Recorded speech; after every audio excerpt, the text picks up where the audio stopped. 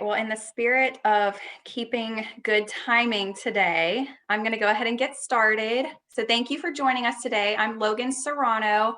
I'm sure most of y'all know who I am. I'm the Marketing and Communications Manager with Leadership Gwinnett.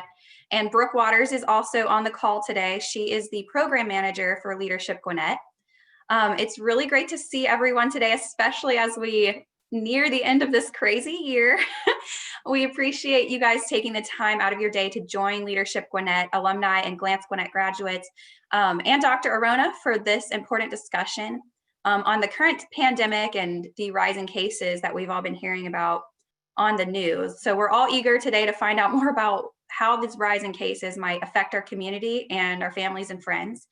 So we're so grateful to Dr. Audrey Arona, who is the CEO and District Health Director for the Gwinnett, Newton, and Rockdale County Health Departments, and LG Class of 2019, maybe best class ever, for taking the time to speak with us today. So you've most likely been seeing her a lot recently on local news sources addressing the current COVID updates, and she's really done an amazing job leading our community through this pandemic. So we're so happy to have her with us today. A little bit of background on her. She graduated from the University of California in cell biology and biochemistry. It's pretty incredible. And thereafter, she graduated from the University of Cincinnati College of Medicine. And she completed an OB/GYN residency at the University of Southern California in 1995. And then she began a private practice after that in San Jose. And then she moved to Lawrenceville, Georgia, where she owned an OB/GYN private practice for 20 years, where she then served as the consultant to the G in our health department in 2012. And then in 2018 became their medical director. And now here she is as the CEO and district health director. So as always, as we kick off our virtual behind the scenes tours, please remember to keep yourself muted. And if possible, turn your screens on so that we can provide a hospitable audience to Dr. Arona. And remember to post all of your questions in the chat box. Brooke and I will be monitoring and fielding those, and we will ask Audrey near the end. There'll be plenty of time for Q&A. I know everybody's interested in asking all their questions, so please put those in the chat box. And without further ado, thank you so much, Dr. Arona, for being with us here today and helping educate, equip, and engage Gwinnett's leaders. And take it away. Thank you. Thank you, Logan, and Brooke also for having me again. I'm so happy to be here. And this is especially timing is amazing to do this because our health department received this very moment our first shipment of vaccine. So it's a special time, and I get to celebrate that with all of you. You know, you can all call me Audrey, please.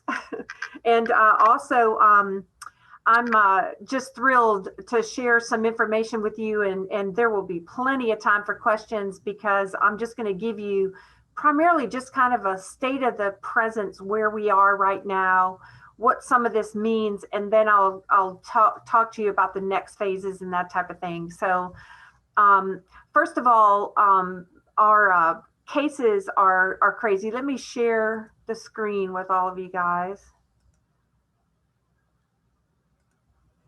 Can you all see that? Let me see if, can you all see that? Okay, good.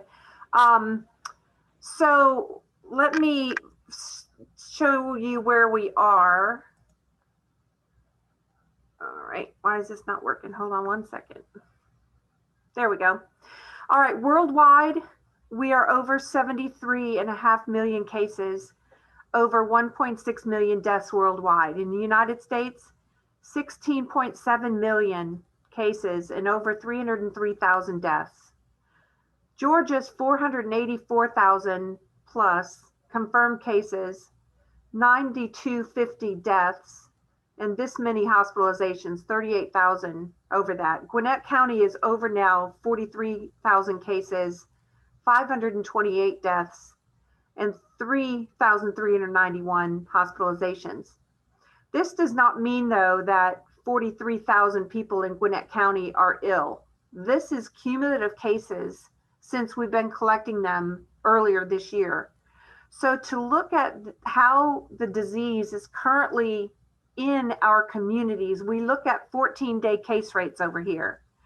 And this looks at the case rates for Georgia and Gwinnett. And you can see this is per 100,000 population. So 486 this week. This gets updated every Monday. So last reporting period was a week ago and it was 374. So you can see our cases in Georgia are really rising.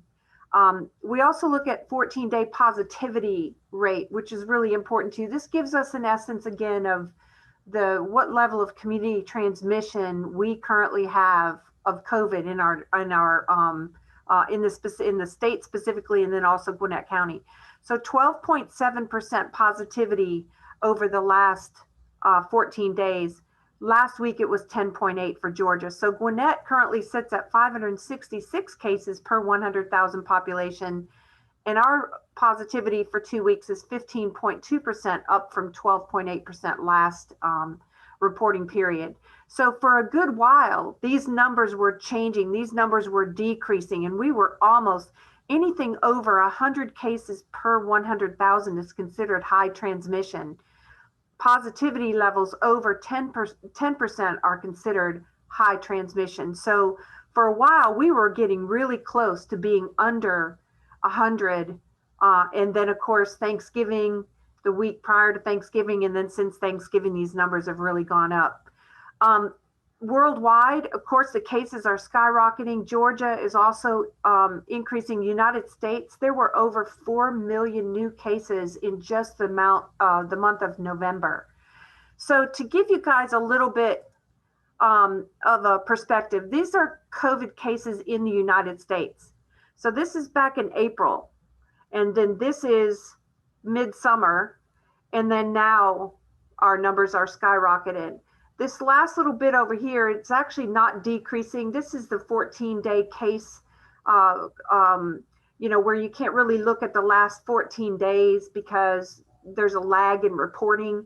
And so we always try not to look at the last 2 weeks of data because, these numbers get filled in as the days progress.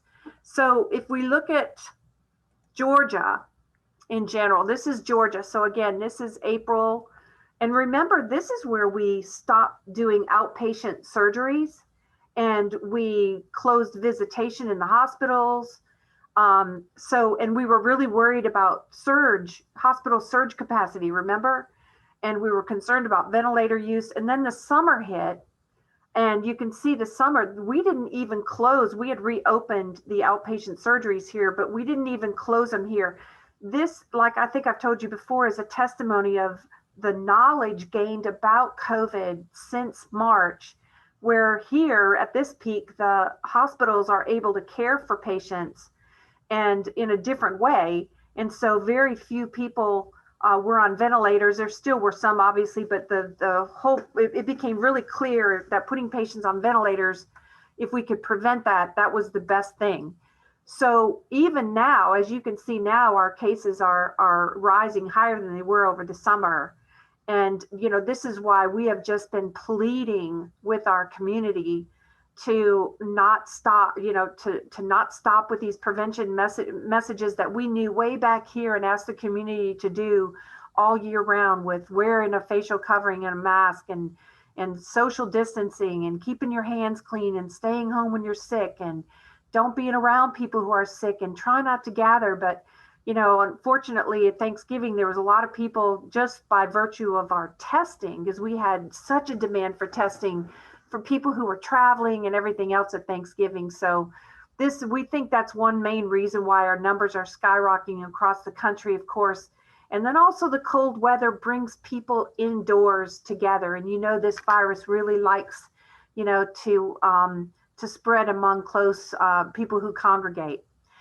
So this is Georgia right now. When you look at our counties, this is our district, which is Gwinnett, Newton, and Rockdale County. But most of these are Gwinnett because of population differences. There's only maybe, a couple 100,000 in Newton and Rockdale, but Gwinnett County is over 1 million, as you know. So this again is April, and then this is over the summer.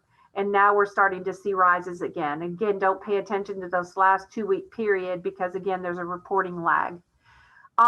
So what's important here to know is that our median age of cases way back here was in the 60s, and percent hospitalization was in the high 50s, 60s, close to 70%. And our cases with underlying medical conditions were really high back here. Remember, this is when we were struggling getting testing supplies. So we were testing people who were sick. So of course our all that's going to be higher. Well, and then in the summer with this peak, we found, and I've reported to you guys in the past, that our median age was falling. Our median age is still 38 right now. 7% of our cases right now are hospitalized, and about 54% of our cases have underlying medical conditions. So again, what this is saying is that we're finding cases because of our ability to test more of our population. That's probably the primary reason, but we're finding cases that are younger, healthier, less at risk of dying. So that points us to this middle graph. These are our deaths. And as you can see, they really haven't increased despite these, big increased waves. The rate has not changed, right? So what that means, and kudos to our community, because we asked way back in April, please protect those that are at most risk of dying in severe disease. And, our community has done that because our deaths have not increased like our numbers are increasing. And so that's a good thing. The bottom graph is outbreaks, and we've consistently seen the same amount of outbreaks, as you can see, throughout the whole duration of the year. So a lot of people say, well, congregate setting, nursing homes, they drive up the numbers up here, but they really don't. As you can see, the outbreaks have been pretty level and steady. And again, our cases are most likely, the people that are out and about and not really stuck in our long-term care facilities. So this is really telling because, seeing those numbers rise is really scary. And people call this a third wave this season right now. But I don't really call it a third wave because this is a trajectory. If you go back to the one at the United States, this isn't a third wave. This is a trajectory up. And so that's why it's so critical at this point that we still continue to push, the prevention messages that we know work. What's in our toolbox to stop the transmission of COVID? And right now, there is these prevention messages only. And it really is, in my mind, a very personal responsibility for people to really watch what they're doing and do their part to save lives by not transmitting this virus casually. So good news is that as of this morning, Gwinnett County now has received our first shipment of vaccine from Pfizer. As you know, a week ago, this Friday, they received approval from the FDA for emergency use authorization. And since then, there's just been a flood of information from the CDC and the FDA and us and the Department of Public Health at the state level, and everyone trying to get information out to our community about the vaccine. So we are looking at locating sites down the road once we get more into the phases. Right now, our health department secured way back in the summer the appropriate freezers for this Pfizer vaccine because it requires an ultra low freezer capacity.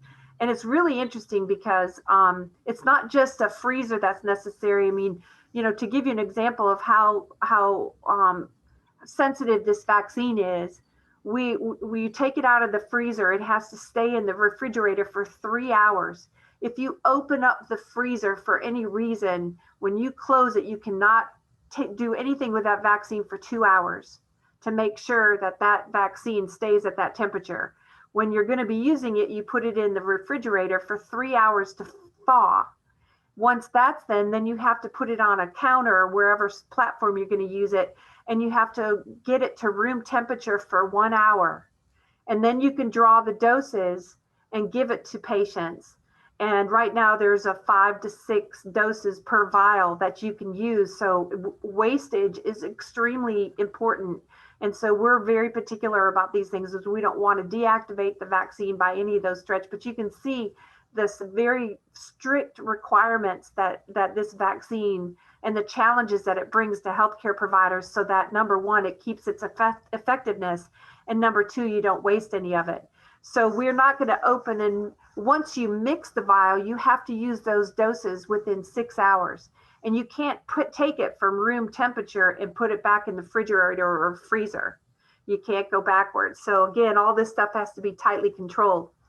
We only received initial allotment of under 2,000 doses, but we thought it was very important to share some of this vaccine, especially with our hospitals, because they haven't received their allotments yet. They should get theirs. They're hoping by the end of this weekend or the first of the week. And so since we're the first ones to get this, we're sharing doses with our hospitals to make sure that those frontline healthcare workers, nurses, doctors, ICU, ER doctors, the people taking care of COVID patients front and center, are the first to get this. Phase 1A is where we are, and we're going to be really particular that only phase 1A people receive the vaccine because of the tight resource supply. I'm sure we are going to run out of doses, and then we'll have to wait for the next shipment. Meanwhile, hopefully Moderna will get their EUA approved hopefully this week. We're hoping by Friday, which means that Moderna will be shipping out theirs next week. Right now you have to keep, they're both 2-dose vaccines. So Pfizer is every 21 days, Moderna is every 28 days. So right now, people who receive Pfizer have to get their second dose in Pfizer, and vice versa for Moderna. So as you can see, there's challenges on this, but we are on top of all of it. And, we've got systems in place to make this as easy. We just need our communities to be extremely patient because we're expecting the dose supply to get it and use it, and then we'll be waiting for other shipments. So in any event, the last thing I want to tell you is that we did launch a community-wide survey that I know you all should have received. And it's been amazing. We've had over 26,000 responses to this. It was closed as of yesterday. And so we're in the process of analyzing all that data. But I can tell you that over 50% of people responded that they will definitely get it or probably will get the vaccine. That is higher than what other studies have shown. The Rollins Public School or School of Public Health published something recently. It said only 30% of people want the vaccine. So hopefully we'll get a better understanding of, and the whole purpose of the survey was really to get an understanding of what the barriers are that are making people hesitant about the vaccine. I believe the vaccine is safe, and because I'm part of the vaccination group, I will be going out with our teams to vaccinate people. So I'm getting my vaccine today. And so I believe in it. It is a tool. There are a lot of people who don't want the vaccine or are hesitant about it because of the hurried process of the vaccine, a lot of different things. That's number one reason why people are concerned about it, is they think it was rushed. But I can tell you that every single phase of a vaccine development occurred in these vaccine trials. Phase 1, phase 2, phase 3, they were all follow that. They all had a data monitoring independent board for every single vaccine for safety. The efficacy of the vaccine has been higher than we ever imagined. And I encourage people, really, I respect everyone's opinion about the vaccine, but I really encourage people to go on CDC website. All these answers to questions are there. We're here and we'll help you at the health department to answer a lot of your questions too.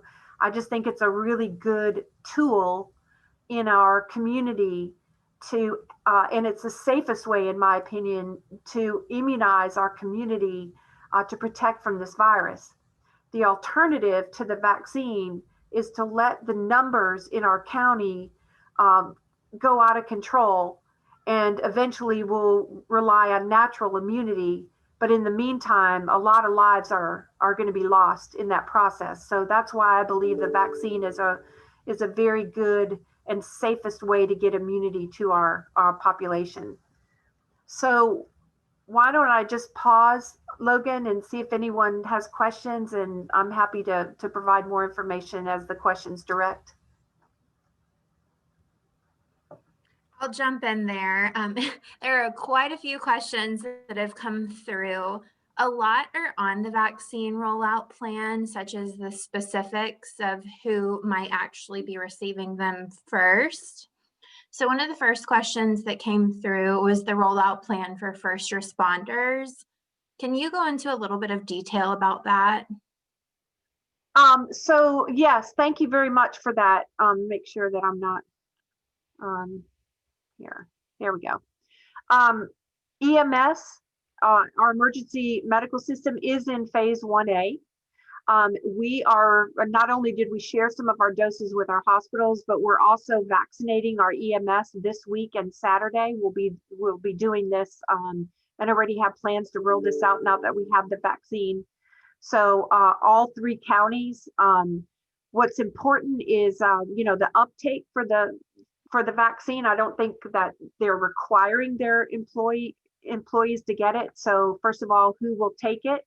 And secondly, we're encouraging staggering of shifts or their staff to get the vaccine, primarily because there's some side effects that may put some recipients of the vaccine, at home a couple days or so. Right now, they're reported to be mild, but some, mild kind of flu-like symptoms might make some of their staff who get the vaccine out the next day. So we encourage staggering of shifts so that we're not short of EMS personnel. That makes sense. Thank you. And another group that was pointed out in this was the rollout plan for transportation workers. There were some questions around the specifics on that. Does it cover bus operators? Does it cover transportation project construction crews? Is there a way to really figure out what the drill down into all of that is? Right. Well, right now we're waiting on official designation of who fits in exactly what phase. But I can tell you that phase 1A, frontline healthcare workers, EMS, staff and residents of long-term care facilities. Phase 1B, right after phase 1A is finished, or when we vaccinate as many as we can in that, phase 1B will include police and fire, our court systems, and our critical infrastructure, which includes transportation. So most of, a lot of our population will fit in the first phase on that. We're also going to include in phase 1B so far, until it's official, but so far we've been told that, people over the age of 65 with underlying medical conditions will fit in phase 1B as well. Certainly some of our teachers and several just across the board in our community, those who are 65 years old and older with issues will be vaccinated that soon. And then I heard there may be a phase 1C, which is where that will be for people under the age of 65 with medical conditions who will fall there, and that type of thing. So again, the phases will be explained as we get along, further. I can tell you there are about 600,000 people in Georgia who fit in the phase 1A category currently. The state office, I think, got under 100,000 doses of the vaccine, to start with, and they have to provide CDC and Walgreens and CVS, who are vaccinating the long-term care facility residents and staff. So, I mean, it's not a lot of vaccine is coming to us. So we're going to have to wait for those shipment intervals, and then just keep pushing this out. But I know that 600,000 people will not accept the vaccine in phase 1A. And if they choose not to now, but decide to, they'll still fall in a priority group. So in phase 1, you mentioned the high risk groups as well as elderly groups. Will you talk a little about how effective that will be for those groups, and then also how safe it is for those particular groups? Yes, so the effectiveness of both Pfizer and Moderna so far, and again, the FDA has to approve Moderna, so I'm going to speak primarily about Pfizer right now because that's all the information we've gotten. But it is very effective in the elderly population. And currently it is approved for 16 years old and up. And of course, there are exclusion groups that are not contraindicated to get the vaccine, but there are exclusion groups recommended without, where they need to get doctor's approval and all that for like pregnant women and, people who have history of recent chemotherapy, that type of thing. So did I answer your question? I think so. That makes sense. Yeah, absolutely. And then how about medical students? Would they be included in phase 1B2? Anybody who's in the hospitals and things like that? Right. Well, they actually fit, if they're doing clinical rotations in the hospitals, they fit in the phase 1A group. And so do residents, medical students, residents, our PCOM residents. If they're doing rotations in the hospital, if they're on a research rotation or something like that, where they're not front facing. But what we're trying to do is get this vaccine out to all who will take it, who actually have front healthcare workers. So a lot of my staff this afternoon will be vaccinated because they are at our testing sites. They're in our health centers where they're front facing. And again, of course, our vaccination teams will be vaccinated. Right. That makes sense. And then I know that this is probably a long shot, but do you have any idea what the projection is for this to be available to the general public? Yeah, so we're hoping to have, it depends, of course, on the resource vaccine, right? I mean, I feel like I'm back in March again when we were every day had a prayer at 5 o'clock that we would get more test kits, right? So now we're just going to be on a weekly, daily prayer for more vaccine. So that's going to be the limiting resource. But if we're able to receive the type of vaccine supply that we're hoping to get, then I'm hoping that by end of March and April, we'll be vaccinating the general population. But again, a lot of that, I tend to be a forever positive thinker. So, but it would be a different summer for us if we could get the bulk of people vaccinated and get that. I should tell you also that the vaccine, like I said, is two doses. And when you receive your first dose, it's going to take a minute to develop immunity in your system. Okay, so by the second dose, which is on day 21, that second dose will then give that extra immunity boost so that by 28 days you have full immunity. So if you get the vaccine, you're not immune automatically. And the same thing with flu. A flu vaccine takes 2 weeks to be able to get enough immunity really to make a difference if you're exposed. So my point of telling you all that is it's really going to be important, even for those who get the vaccine, to continue to wear masks, social distance, wash your hands, continue all of that. And of course, there will be those, every time you have a vaccine, there will still be people who get COVID despite the vaccine. But what we do know is that based on the trials that we've seen in the case analysis, that those who do get COVID after the vaccine are very, very mild cases, and they don't have the severe cases. I think especially with the Moderna trial, the third phase trial, they had quite a few people with severe COVID cases, and none of those were in the vaccine recipient group. So that's really, really good news. That is good news. That's really exciting for the community. You just mentioned the flu vaccine. Will you talk a little about the difference between the flu vaccine and then the vaccine for COVID? Right. Well, the vaccine for COVID, and I would encourage you guys all to read about this. It's a DNA or an RNA virus or vaccine, which is totally different than the flu. It's not a live vaccine like some of the other ones. The MMR is a live vaccine. Rubella is a live vaccine. So this is not a live vaccine. The mRNA, which stands for messenger RNA, for a virus that's RNA. We have DNA, we have RNA too, but the vaccine or the virus itself is an RNA virus. So the vaccine is geared toward the DNA, if you would, of the virus. And so this is incredible technology that is not new, by the way. It's not new. And I think that's what led to the rapid development of the vaccine, is because of all the work that's already been done on mRNA, vaccines up until this point in development. But in any event, what this does is it gets into your body and it triggers your immune system to recognize any COVID RNA that were to enter your body.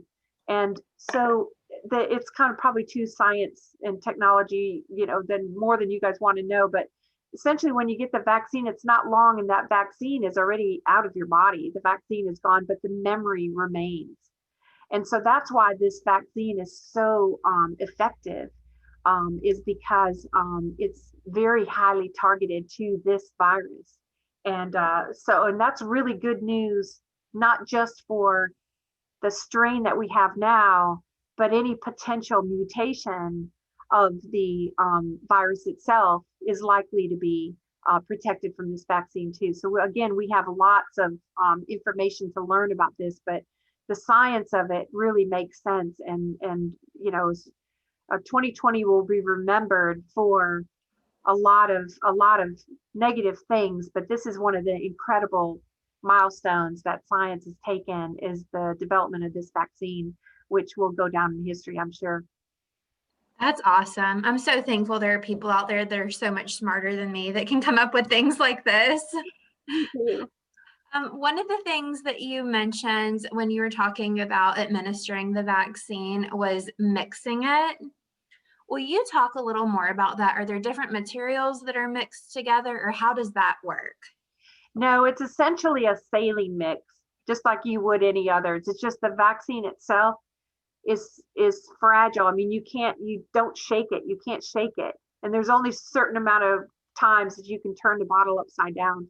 I mean, it just has so many specific requirements on it, which worry us because we want to make sure the effectiveness of the vaccine is not damaged in any way. But again, we have highly trained our folks on this vaccine, and everyone who's using it has to go through training with Pfizer. The CDC has their own.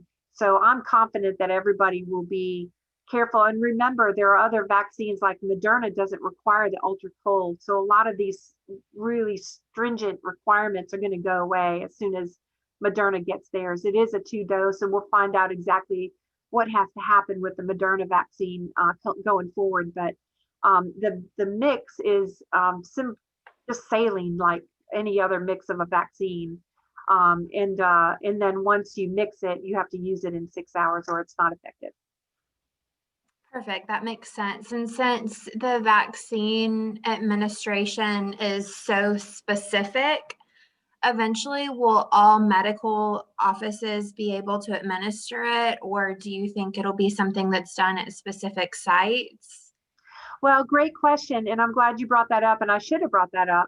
So for any of you, your doctors, encourage your doctors to sign up to be a vaccine distributor. Public health cannot do all this on our own, and neither even with the pharmacies. A lot of pharmacies are in hospitals, and we're encouraging everyone to sign up. If you're a medical practice, sign up to be able to give this vaccine to your, not only your staff, but if we haven't done it already, because we're trying to vaccinate a lot of our medical providers before they even get their shipments. But once, if they sign up to be this provider, then they'll get shipment of vaccine and will help us vaccinate the general public, which is really important. So yes, the CVS Walgreens right now is going to be in charge of vaccinating the long-term care facilities. They have a contract with CDC and the federal government. McKesson will be the distributor of Moderna. The Pfizer vaccine is being distributed directly from Pfizer because they didn't want to trust the middleman about the efficacy of their, which I'm grateful for. And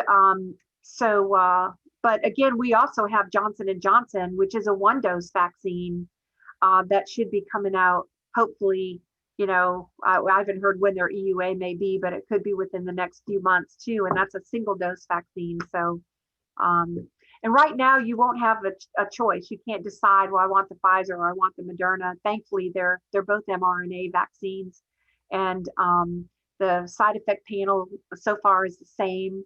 And so it won't matter which one you get. But Will you talk a little about the side effects? yes, a little local swelling and irritation, like any vaccine, little muscle ache perhaps in your arm when you get it. It can cause a little low-grade fever for a couple days. It can cause like a flu type of syndrome where you're achy and just don't feel real well, that type of thing. There have been no severe side effects. Some people get a little headache for a couple days after. There's a lot of talk about, well, how do you know if these aren't COVID symptoms, right? So we actually have a really nice algorithm to use that will push out to our providers to say, look, these are consistent with the vaccine. These are the time frames you're most likely to get that. You know, like if you had a high fever, that is not consistent with vaccine related symptoms. If you lose your taste and smell, that is not related to the vaccine. So there are some other things that medical providers can do to try to differentiate between the two. And seriously, the side effects have been very mild from what's reported. Now, last week you might have heard that there were 2 people out of thousands who received this in Europe who had needed to use their EpiPens. They had an anaphylactoid reaction, not anaphylaxis. Anaphylaxis is when your throat closes and you're imminently going to die if you don't get your EpiPen. Anaphylactoid means that they might have gotten a rash, or they had a little bit elevation in their heart rate or a little bit drop of their blood pressure, use their EpiPen to help with that, but it wasn't necessary to save their life.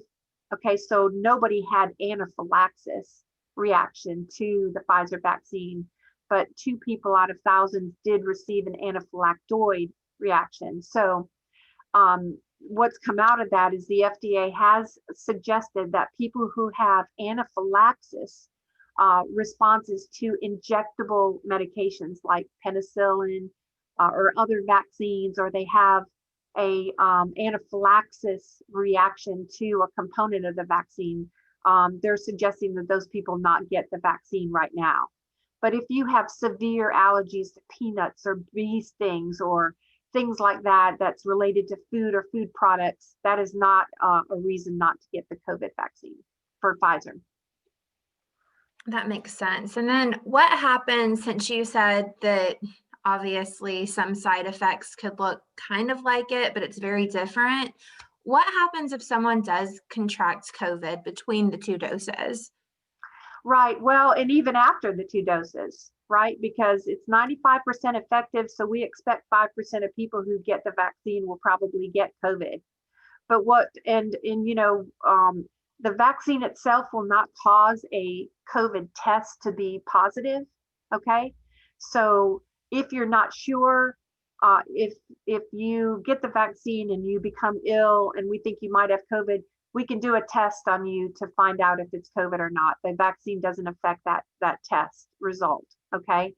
But like I said earlier, if you get COVID after this, you're likely to have a very mild disease process with COVID and won't end up in the hospital near death and on respirators and things like that. So far, the vaccine has shown us that it's not only protective and hopefully will keep you from getting COVID, but if you still get COVID, your disease will be milder. What percentage did you say will still get COVID even after the vaccine? It's hard to say, and we're going to see that as goes on, but the phase 3 trials on both of these have shown them to be 95% effective, 90 to 95. So we're expecting that 5% to 7%, maybe 10%. I doubt it's that much of people will still get COVID, but again, it'll be a lighter disease.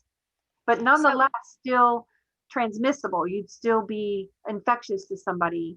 And so as far as we know that right now, maybe down the road we'll show that, similar to the measles shot. I don't know if you guys know this, but a very small percentage of kids will still get measles like my son did when he was younger.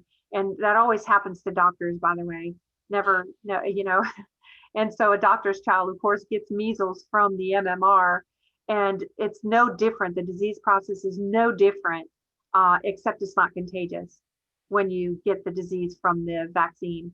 And so we'll find out with more and more time, perhaps, or after the vaccine, you won't be contagious. We just don't know that yet. But we're telling everyone that's why it's still important to wear your mask, social distance, keep your hands washed and all that until we can get enough of our population vaccinated to where we feel like we've got some element of herd immunity. At what point do you think we'll get there? Does it just depend on how quickly all the vaccines can roll out, or is there a projected time where you think the community might have that herd immunity? Well, it's hard to know, and it's not so much the quick nature of getting the vaccine as it is the quantity of who is going to take it. How much of our population will actually receive the vaccine? So, you know, I would encourage all of you, if you're struggling with, well, I'm not going to get the vaccine, and really ask why and look for the answers to your questions, because it's really important right now for health providers like myself to make sure that we get the education out there to people so that they can make a really good decision about taking the vaccine or not. I completely respect people who don't want to take the vaccine for whatever reason, right? But for those of you that may be on the fence about it and not quite sure, try to seek out the answers to your questions or let me help you so that you can make a good informed decision. Because again, I do believe that this is the safest way to get immunity into our community and save lives. Absolutely. So if we do decide to take the vaccine, is it something that has to be done every year, like the flu vaccine, or is it just a single vaccine and then you're done? Right, great question. And the answer to that is we don't know just yet. Okay, there's been a lot of talk in the original case analysis studies told us that we may need a booster in 2 to 4 years. We're thinking that right now we're not thinking that this will need to be an annual, but again, it just depends on how long that immunity stays in our system. And I'm hoping that it will actually be a vaccine because of the mRNA factor of it. It'll be interesting to see whether that technology will show us that it's just a one-time dose. So we don't really know just yet. More to come on that. Do you know about what the timeline for that might be? Well, we don't know, but I'm not one of the researchers behind there, so I will try to find out the answer to that question. I just know that we don't know the answer to that now. Right. A lot of things like this will go on. I mean, these people there were over 40,000 people in the phase 3 trials for all of these vaccines, and they're continuing to monitor them month to month to month and checking their immunity status. So again, as time rolls out, we're gonna know. I doubt seriously that we will need another dose of it before the end of 2021, but I think the results of these follow-up studies will really determine how many of those people are losing their immunity after the first year. So it could potentially be an annual vaccine. It's just, again, it's dependent on those studies. Right. Right. So this is a really interesting question. Since there are several companies who are producing the vaccine, how do you ensure that the vaccine from one company, say you get for your first dose, how do you make sure you're getting the second dose from the same company? Right. Well, we have really good systems in place that the CDC has helped us with. And I'm really glad you brought that up because I want to talk to you guys about V-Safe in a minute. So there's this tracking system, and Georgia has a immunization program called GRITS that we use right now on everyone. So like if your child at 6 months goes in for vaccines, any provider in Georgia will be able to log on with your child's name and see that they were vaccinated on this date, how many doses they have with this. So COVID-19 vaccine is not going to be any different. So every time a vaccine is given, it gets uploaded into the GRIT system for Georgia. And every state has their own system of how they keep track of all that. So everyone will know if you've gotten the vaccine before, everyone will know what vaccine you got and when you got your vaccine and if you got your second dose. So there's a card that we'll be giving everyone called a CDC vaccination card for COVID-19. And it basically tells you what vaccine you got, what lot number it was, when your next dose is due. And right now, again, Pfizer, if you get Pfizer first, you get Pfizer.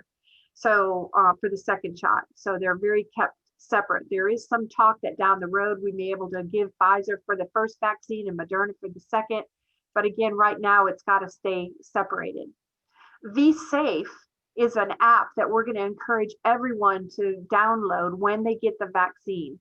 And this is such a great way to show the community that that the transparency, transparency builds trust, right? So the more transparent a company can be about a vaccine, the better people will rely on that. So this VSafe app, once you get the vaccine, you're loading up, your information in there that you got the vaccine, and then you're going to get a text messages every now and then. Have you had any problems? Have you had any symptoms? Did you have any muscle ache, soreness, fever, blah, blah, blah? So people are not going to rely, the companies and CDC and everyone's not going to have to rely on you as an individual receiving the vaccine, telling your healthcare provider about your symptoms so that I have to report it on a VIRS statement, which is how we report immunization reactions now. So it's going to be very interactive with the public so they can communicate, with the CDC directly. And all this information is tracked about your reactions that you have. So it's going to be very real time, and I'm excited about it. And so we'll have really good firsthand knowledge. And if somebody has an anaphylaxis response to it, or anaphylactoid even, it's going to be noted on there, and we're going to know about it. So that's all really great information. That is really interesting. They've done a lot to track COVID itself, and it sounds like now the vaccines and how it's impacting people.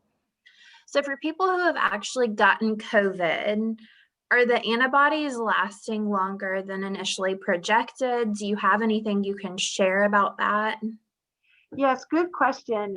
First of all, we, from the data that we have, 90 days from after you have a positive confirmed COVID test, you have implied immunity for 90 days. In fact, that's so certain from the CDC that they've changed their guidance where if you get COVID last month, even this month, if you're exposed to somebody with COVID sitting right next to them, you don't have to quarantine because you've got some protection.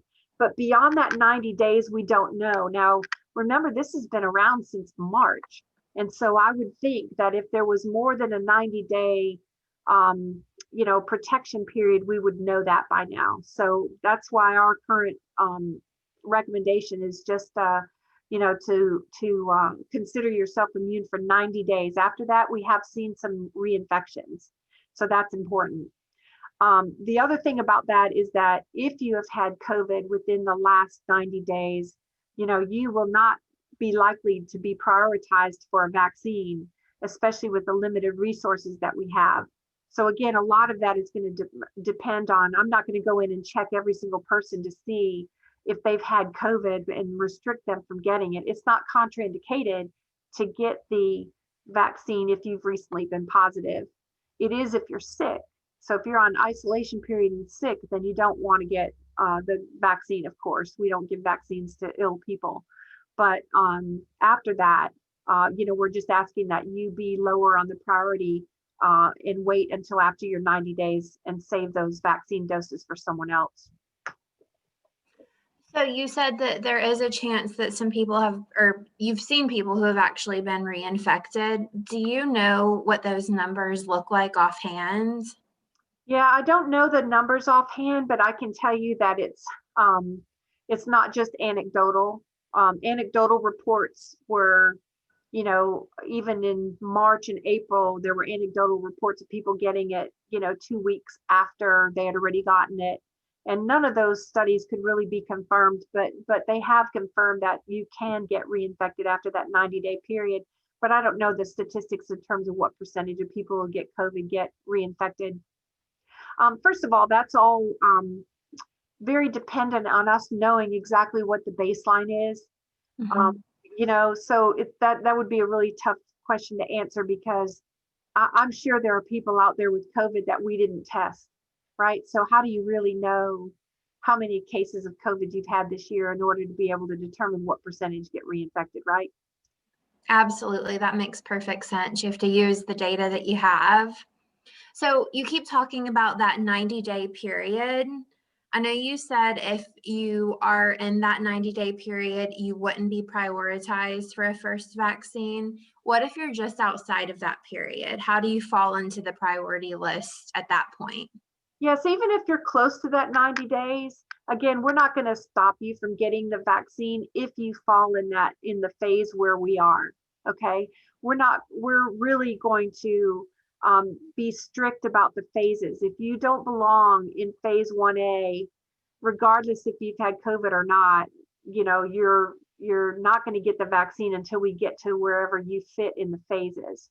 But if somebody who had COVID before fits in a critical infrastructure in phase 1B and they just had it a month ago, but they want the vaccine anyway and don't want to wait, we're going to give it to them anyway, right?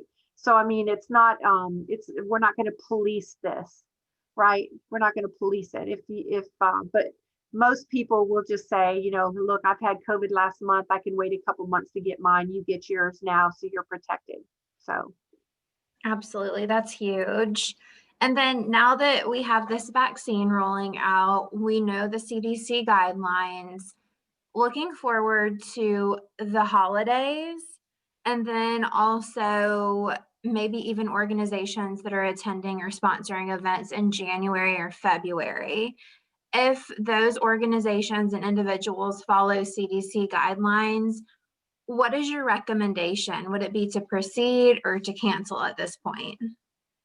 Well, it's always been my go-to response to those types of questions that we can do things as a community. We can gather, we can go to church, we can have parties more or less. We can, as long as we, number one, follow the governor's executive order in terms of the number, less than 50 people. For less than 50 people, you may conform to the executive order, but if you're not able to social distance in the space when you're in, that's out of guidelines. So we can do things, but we have to do them safely, right? Kids can go to school, but when they're at school, they have to be safe there. So all these measures are not difficult to do. And I would just encourage everyone, especially at this critical time when our numbers are skyrocketing, just to really be careful about not gathering in large families. Cancel your plans if you don't feel well. Cancel them. It's not worth it, right? And just be cognizant. I ask people not to travel. Just don't travel right now. The numbers all over the country are just high, especially surrounding. Georgia's been lucky because our numbers are not rapidly climbing like some surrounding states, and especially the Mountain West, just out of control numbers. I mean, there are hospitals that are near surge capacity and are really concerned about what they're going to do. And I don't want Georgia and our county to get that way. And so a lot of it is just we've got to follow these measures. And I know it's an imposition with holiday plans and all this stuff, and we're all sick to death of COVID. We certainly are, but just hang with it just for another 3 or 4 months until we can get this vaccine out there, get to herd immunity, I hope. And in the meantime, just do our part. So when we reach herd immunity, is that the point where we'll get back to, I guess, normal, where people won't be wearing masks as much, where we are free to travel, won't have to worry as much about social distancing? Right. And keep in mind that, those at greatest risk of dying in severe disease with this are the ones that hopefully will be first in line to get the vaccine. So even if we don't reach herd immunity, if we can just make sure that those people who are most at risk of dying in severe disease get vaccinated, right? That will do a lot. So I pray we get to herd immunity. I hope there's that much uptake of the vaccine in our community, but there's a lot of people who say, look, I don't care if I get it. I don't care if I get COVID. I'm young, I'm healthy, I'll be fine. Let me just develop natural immunity. that type of thing. There's a lot of people who believe that type of thing. And, I respect that. I mean, I don't feel that way personally. And I'm going to make my 20-year-olds get the vaccine. But, I mean, I understand that philosophy. So we may not get to herd immunity, but if we can at least protect those that are the greatest risk of dying and severe illness, we'll be making a huge mark, right? Oh, absolutely. Absolutely. I think we can all agree with that. And I apologize. I'm kind of jumping around. I'm trying really hard to group questions, but they are flying through today. So, I like keep going off here. oh, I know you're busy. We'll wrap up soon, I promise. My room lights go out if we. Oh, So, you're being too still. yes. So will governments contract with local dispensers like Walgreens, kind of like the nursing homes and places like that are, or will they actually get the vaccine through the health department? No, it depends. We will not be distributing vaccine to any of our partners. If it depends on the quantity of the order. So if the order is over 900 some odd doses, then they're going to receive the vaccine directly from either McKesson in Moderna's case or Pfizer. The state office, like say our local pharmacy, not just CVS and Walgreens, but a local pharmacy decides to order 100 doses, they'll get their supply from the state office of the Department of Public Health. Okay, so we will not be distributors of the vaccine. We'll be administrators of the vaccine. We'll be giving it to people. And we will certainly help local providers that are in a pinch for supply, and we'll do our best to help everybody, especially the hospitals, if they're running low and need it and they can't get a shipment right away. Again, the critical resource is going to be the vaccine itself. But there are a lot of local pharmacists. I mean, hopefully by the time this is available to the community, I'm hoping that every pharmacy on the corner has it, every doctor's office has it, health department has it in all of our centers. The hospitals have it, the ERs have it. That's what I'm hoping for. And that's completely possible. And in fact, it's really neat because our emergency preparedness division, headed up by Mark Reiswig, who many of you know, in our health department, he's planned on this for years as for mass vaccination. And so we call these closed pod centers, where a pharmacy will be a place that has the vaccine and the hospital is a place that has it. And, so a closed pod is really where, they give it to their staff and all that, but an open pod would be there available to the community for you to come there. So he's been working on these relationships for years and he's fabulous at it. And so we had a big head start when this all came up, because then all we had to do was send them the link and say, hey, this is how you register now. So even if people were able to give flu vaccines before, it doesn't mean that they can be a provider for COVID-19 vaccine. There's a separate place that they had to go to register. And it's all tightly controlled because only those providers who will serve a population in phase 1A are receiving their vaccine now. Does that make sense? So CVS's and Walgreens that are serving the long-term care facilities are receiving their vaccine now. But a pharmacy down the street who doesn't necessarily serve that population won't get their supply right now. So it's all going to be rolled out in the phases because of the nature of the critical supply of the resource itself in the vaccine.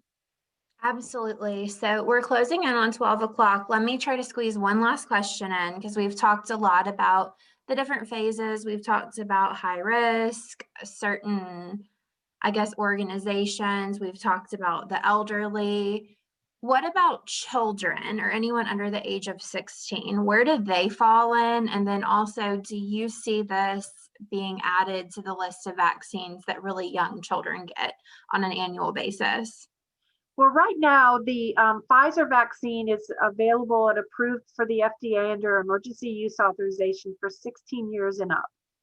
Moderna vaccine will be for 18 and up.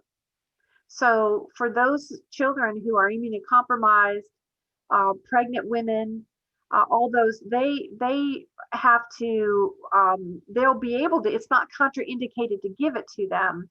It'll just be a choice that their doctors make with them.